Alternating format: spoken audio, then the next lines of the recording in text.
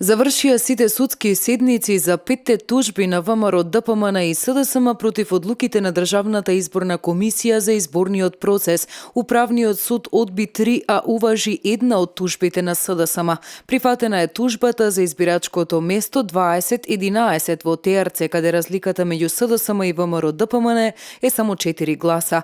Управниот суд ја уважи тужбата од коалицијата предводена од СДСМ против решението на Државната изборна комисија од 18 месецов и го поништи гласањето во ова гласачко место во изборната единица 6. Одлуката, која е објавена на веб страната на Управниот суд, ја донесе Советот составен од судиите Лулзим Салиу, Нада Иванова, Едита Насковска, Снежана Трпковска и Исмета Амет со записничарот Ана Ѓоргиевски. На ова гласачко место гласањето ќе биде повторено в недела на 25 декември. За втората тужба од страна на СДСМ, која се однесува на избирачкото место 2015 во ТРЦ, Управниот суд, како што е објавено на интернет страницата на судот, одлучил да ја отфрли како неоснована и да го потврди решението на Државната изборна комисија.